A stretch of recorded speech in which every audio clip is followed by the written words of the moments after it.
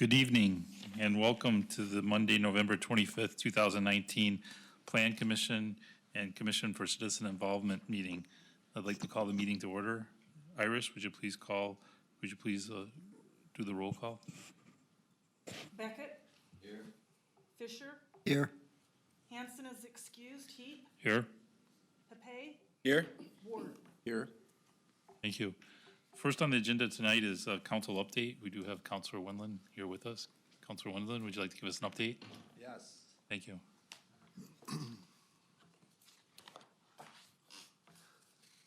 Good evening, Planning Commissioners. Evening. Evening. Glad to be back. Sorry I missed last meeting. The last City Council meeting was pretty much mostly just a study session on 4 topics that I think some are a little more interesting than others, but I think you should know about all of them. We have the Tigard Lake Oswego water project that obviously you guys all know about that whole process and what we went through as a city. We are now at a point to where the agreement between Tigard and Lake Oswego is putting on both entities a reserve provision to save for the future, to make sure that we take care of capital expenditures, repairs, replacement things, moving into the future. As you'll recall, most of the project that was done this time was pretty much funded all at once with not a lot of forward thinking back then for a new water system. And this one is really a methodology to make sure that we're building for the future certain reserves.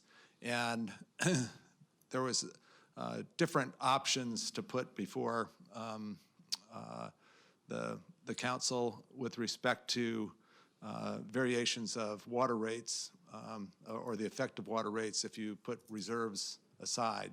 And one of the things that we looked at was to move some of the reserves forward after some of the water bonds have been paid off more fully. So we'll start slower with reserves and then build up as the bonds retire. And part of the reasoning is so that the current ratepayers don't have to pay twice, both for the future and the present. And so while nothing's been approved, we'll have a public hearing on it. The idea was to formally have from both Tigard and Lake Oswego, and both councils, both entities can do whatever they want. They just have to meet certain requirements. And the idea is to have reserves set aside beginning 2021, and then kind of build up from there so that we're covering all the expenditures that anticipated, as well as future expenditures way down the line. So it's a fairly conservative approach, but I think it's very prudent and I think it's good planning. So I think there's pretty much support from the council to move towards that progressive rate increase so that ratepayers don't have an increase in their water bill just for the reserves. We're able to take care of it pretty much through current water rates. So that's good fiscal planning. Another item that we discussed was the private stormwater facility inspection program, which I'm sure that you all know that we're part of the Clean Water Act that requires the Oregon Department of Environmental Quality, DEQ, to regulate the city's stormwater with a municipal separate storm sewer system permit. I knew that you were all up on that. Basically what it is to try to keep our stormwater cleaner.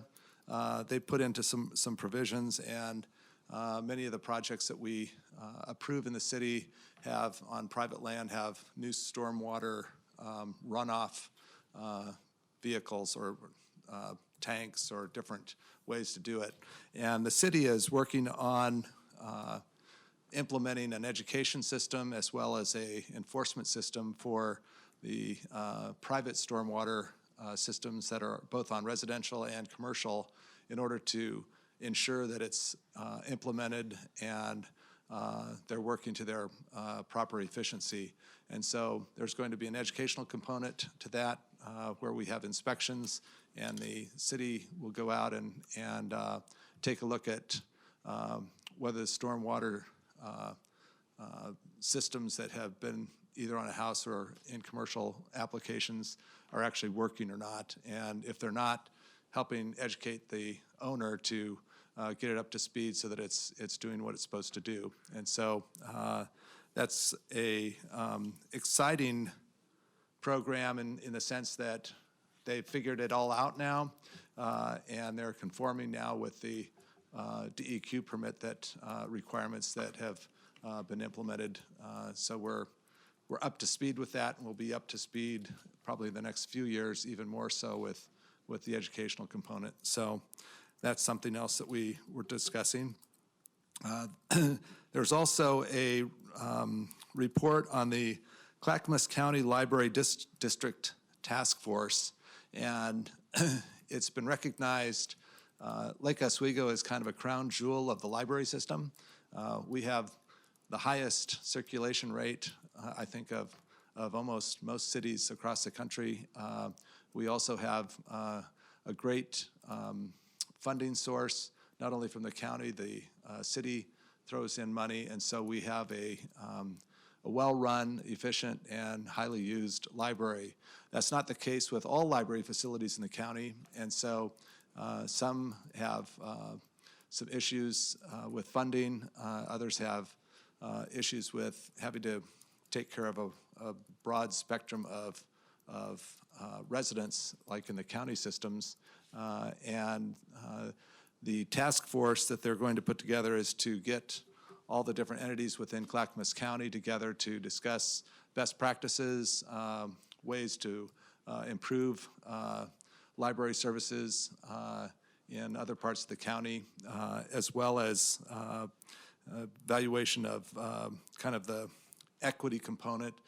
There's some places in Clackamas County where people have almost no library services, and obviously places like Lake Oswego where they have an abundance of library services. So they're going to look at all those components with a task force that's assembled with various entities within the library world from different cities and county resources. They start their work in January of 2020. And then the last thing we talked about, which is fairly routine, we looked at the 2020 master fees and charges study, which is presented by the finance director every year about this time to establish all the fees, both water, sewer, all the building fees, pretty much every fee that you could imagine, golf course fees, anything that's associated with the city collecting revenue. They go through a process to evaluate each one of those fees, ensuring that it's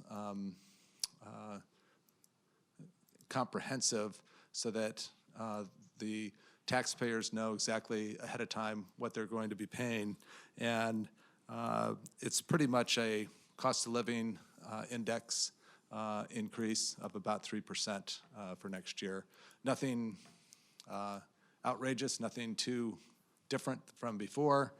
From last year, it's just kind of a steady cost of living index increase. So we're not raising fees, or the proposal so far is not to raise any fees.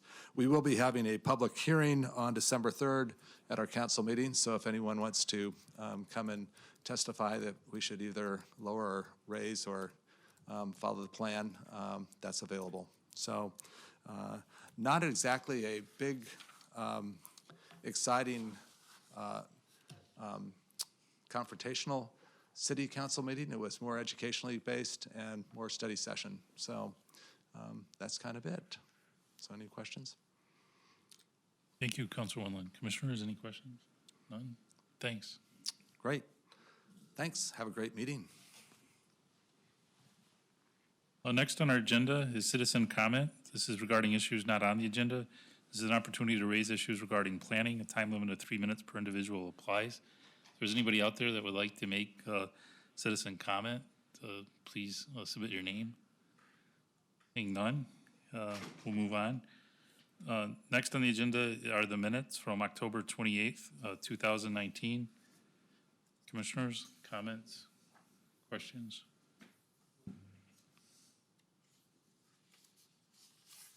We'd like to make a motion? We accept the minutes from the prior meeting? Second motion.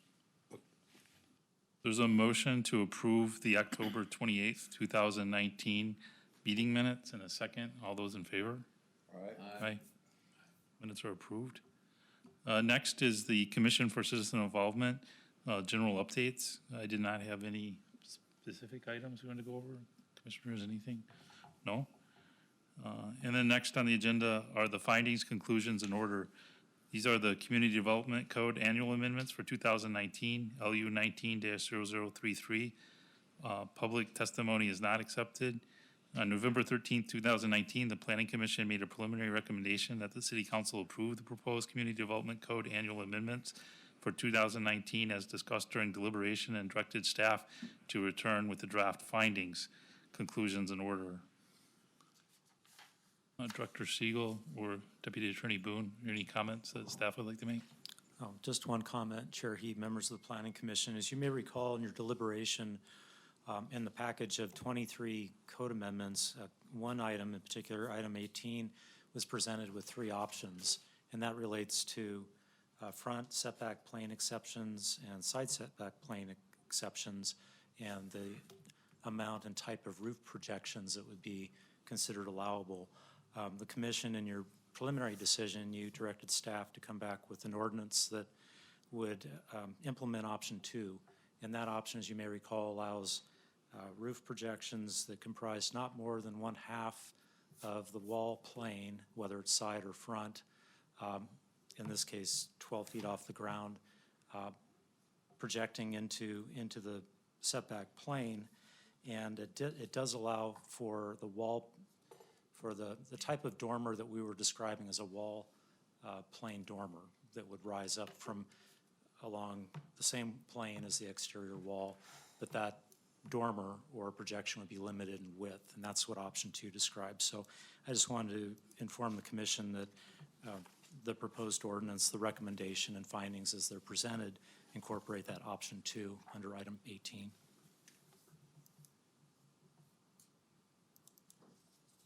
Commissioners, any comments? Commissioner Ward? I'm not super fond of this as this option, as I indicated in the previous meeting, but I don't think it's terrible.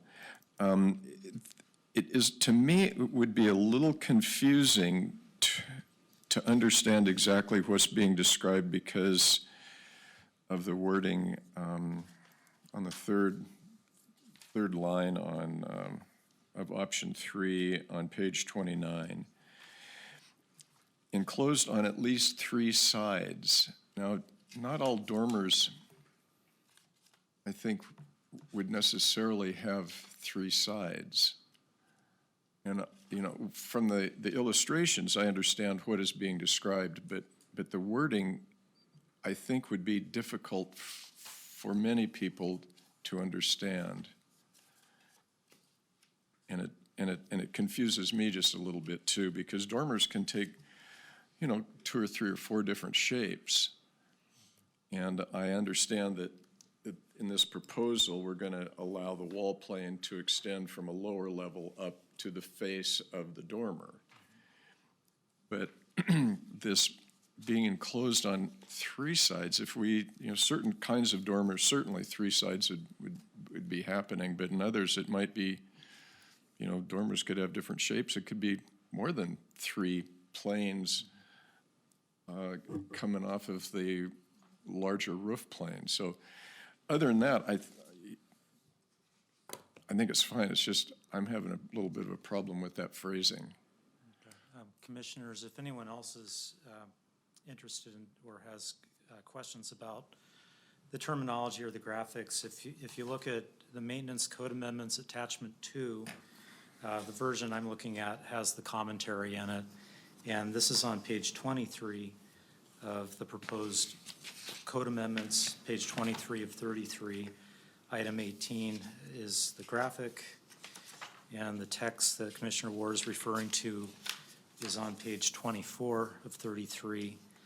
And it, under roof, little subsection I, roof forms may penetrate into the side setback plane required under E, for example, as follows, and the text states that it may, two or more separate and distinct roof forms penetrate the side setback plane if they are less than 1/2 the structural length at 12 feet in height. And then the new text, for the purpose of this standard, a projecting dormer must be enclosed in the roof form on at least 3 sides.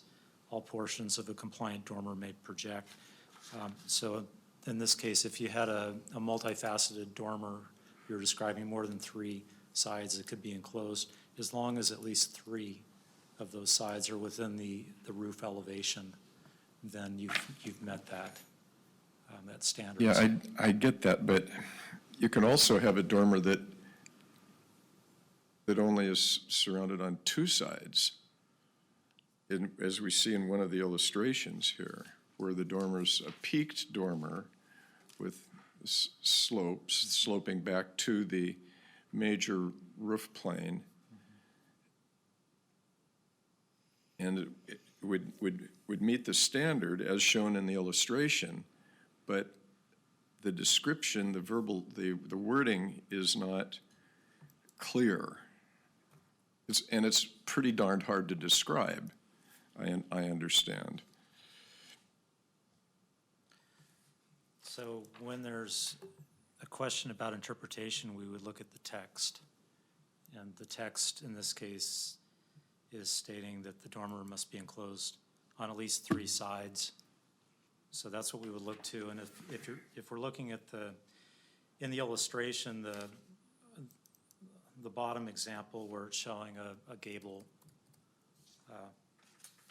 roof form on the front view, and I think your point, Commissioner Ward, is that how could that be enclosed on 3 sides if it comes to a point in the back? And so Yeah. we would look at the text and say that's not a projection that would be allowed within the setback plane if it's on the same plane as the exterior wall. I just wonder if in the code, will these illustrations be included? And one could say, Yeah. please refer to illustration X, because They will be the included. graphic is clear, as far as I'm concerned, clear enough, but I just have a bit of a problem with the text, and I don't have the solution either. Okay, well, staff felt that they would be able to apply the text. If I had the solution, believe me, I would suggest it.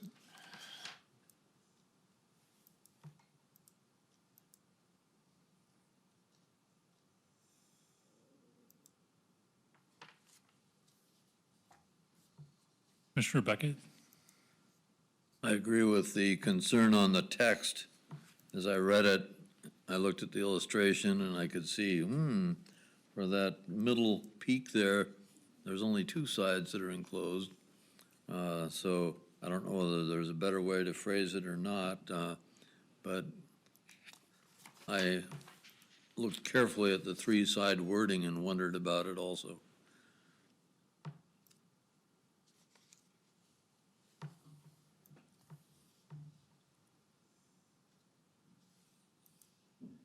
Commissioners, any other comments? Oh, I'm sorry. Commissioner Fisher? And when they say 3 sides, isn't the front panel one of the sides? So you would have the 2 peaks and then the front? Is that? Enclosed within the roof form, Oh, okay. or surrounded by the major roof form.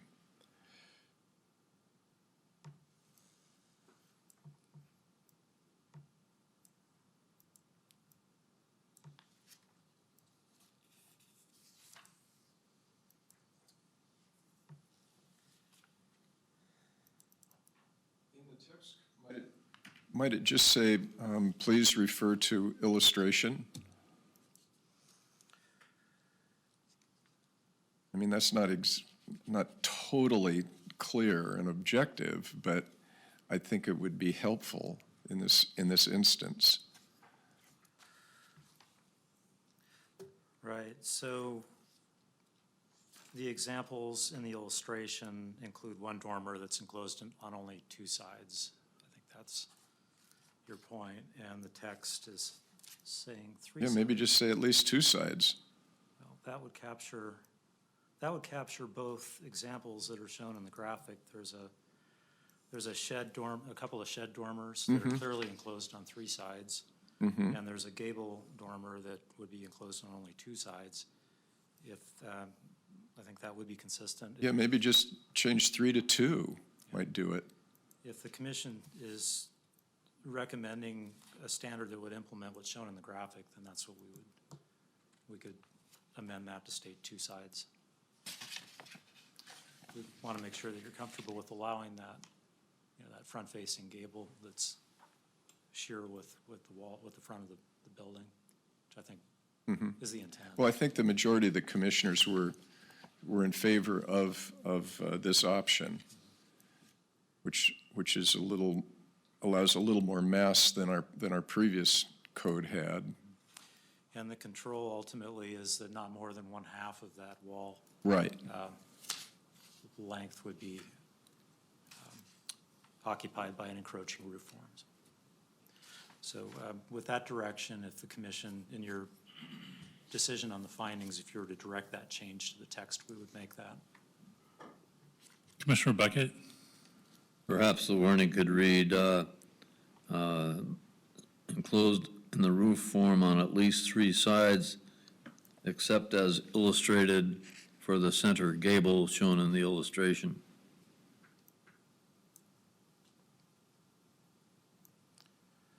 I'm inclined to think that just say that if it's enclosed on at least two sides, it would be covered. It's kind of the more I think about it. And I think Director Siegel believes that would answer also. I think in practice, it would have the same effect, I think, as what Commissioner Beckett's suggesting, but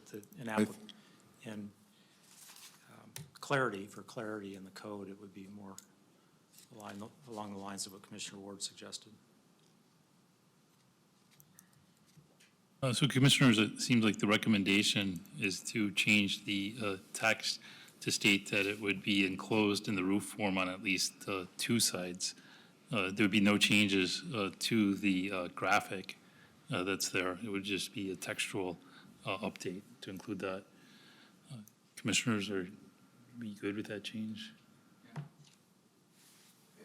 Unanimous that the commission recommends staff update to the text to say enclosed in the roof form on at least two sides as staff has suggested. I appreciate the point of clarification. Thank you. Commissioners, any other comments, clarifications? Commissioner Fisher? Just on procedure, if we're changing what we've been discussing, does that change our ability to vote on this tonight? No, you do a motion to adopt the findings, except with the modification on the attachment from 3 to 2.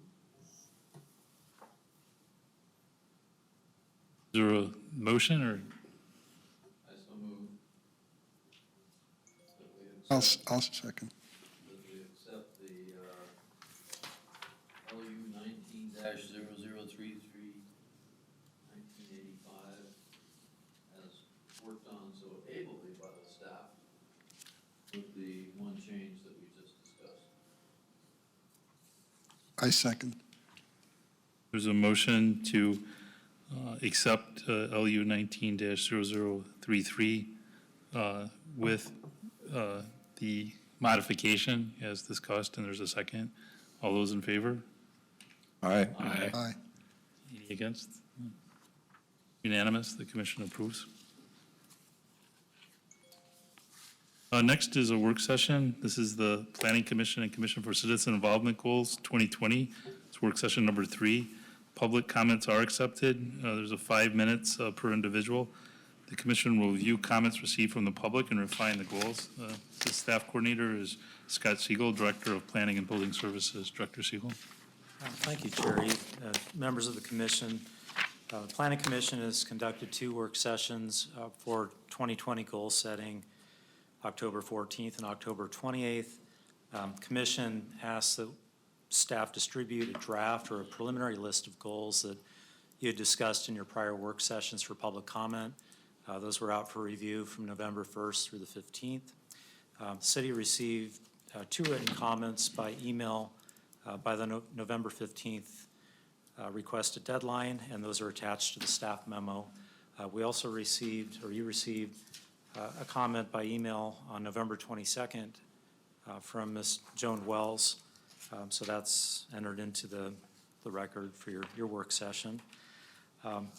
The kind of the takeaway from the public comment period what was that we heard from a representative of the Lake Grove Business Association who had come before the Planning Commission previously requesting that the city review the Lake Grove Village Center overlay and the West Lake Grove Design District standards to try to bring some consistency into the code for architectural standards and streetscape furnishings along Boones Ferry Road.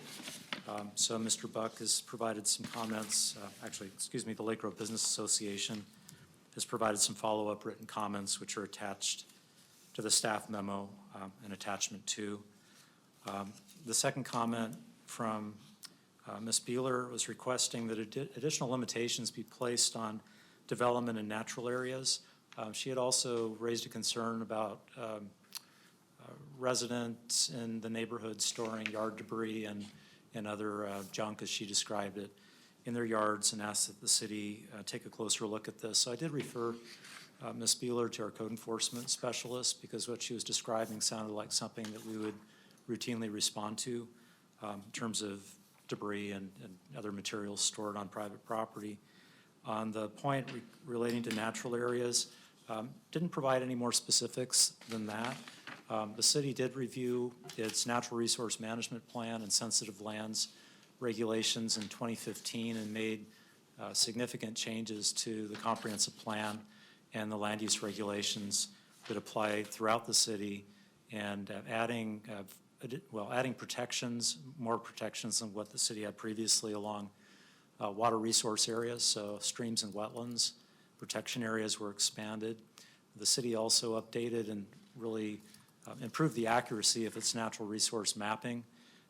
So from the time that the comprehensive plan was adopted and then updated in 1994, and then the sensitive lands program came into being in 1997 till today, the technology has improved considerably. So the aerial photography that the city used in the 1980s and 90s for natural resource inventories was good. Today we have LiDAR mapping, which is a much higher resolution of remote sensing or aerial imagery that the city uses. And so in 2015, 2016, when we updated our natural resource mapping, we used that newer technology. And so we feel like we know that we're working from a much more accurate base of information, a more scientifically based approach in how we regulate sensitive lands.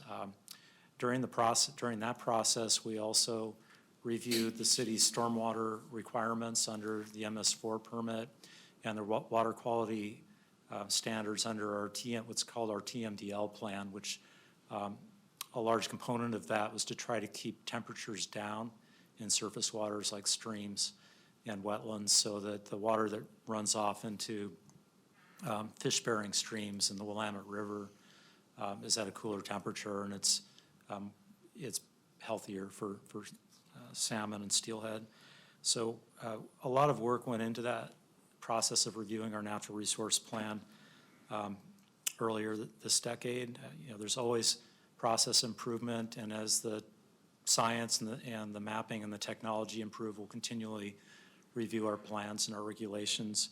But as things stand today, I'm here to tell you I think that we are in a good place with our sensitive lands regulations, and that's on the natural resource side. On the tree protection side, the tree code is, as you know, not a land use regulation. It doesn't implement our comprehensive plan.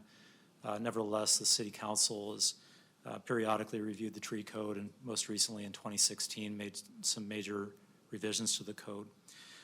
So in terms of Ms. Bueller's comments, I offered to, reach out, and if she has suggestions or further questions, I'd be glad to work with her. Staff doesn't have any recommendation at this point for the Planning Commission to do additional work on natural resources in response to her comment.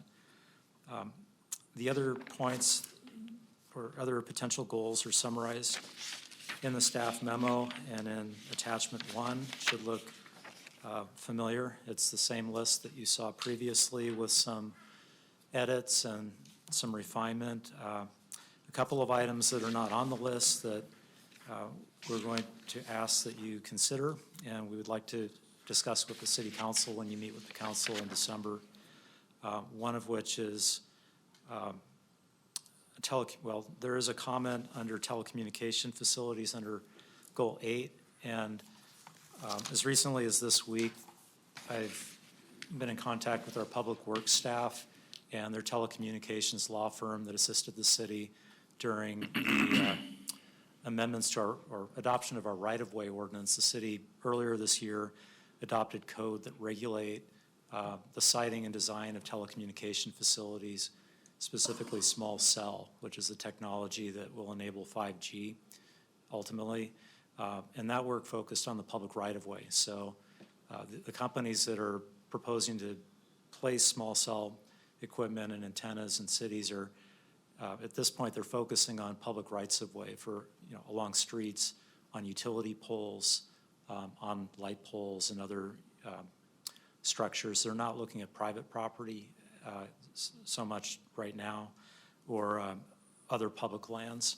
So when I discuss this with our staff and the legal counsel they're working with, the recommendation was not to proceed at this point with looking at different alternatives for the community development code and the non-right-of-way application of small cell, because there's a case pending in the Ninth Circuit Court that could change what we're required to do, and frankly could reduce some of the preemptions that the Federal Communications Commission has imposed on local jurisdictions. So, and there isn't the urgency at this point from telecommunication providers to try to locate on private property or public lands outside of rights-of-way. This is different than the emergency communication tower and planning that you've heard about. That would be considered macro cell or large scale, radio communication, larger or longer frequency, I think. And we already have a code in place that regulates those macro telecommunication facilities and emergency communication towers. So under Goal 8, the only suggestion there is that if you agree that we would refine the language a little bit so that it's not referring specifically to FCC rules, but refers to applicable federal requirements, because those requirements may change. And that's all I'm suggesting there. Commissioner Ward? Don't we already have regulations in place which allow for the co-location of communication systems on existing poles, for instance? Yes, we do, Commissioner Ward, and the code actually prioritizes co-location. So where there's an existing tower or monopole and a cell provider can locate on that pole, that's given the higher priority, and they may be required to demonstrate that co-location is not feasible before they construct a new tower.